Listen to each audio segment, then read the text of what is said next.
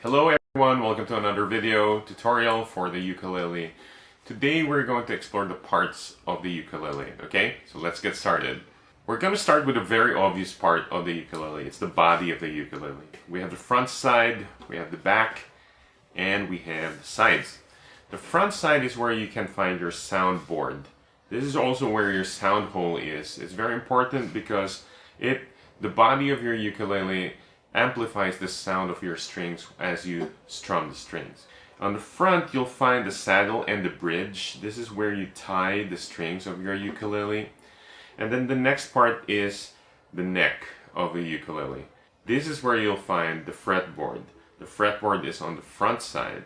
Now on the fretboard you'll find frets, metal strips here. This is what you call the frets. You'll also see fret markers here. These are like your guides when you're trying to play, okay?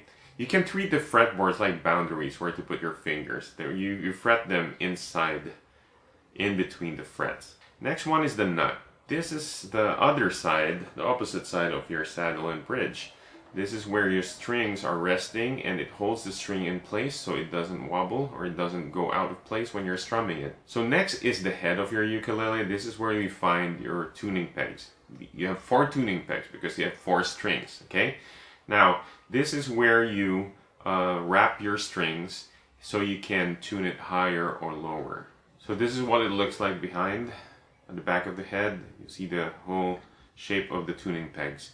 So those are the basic parts of your ukulele. I hope that you learned something today. I'll see you in the next lesson.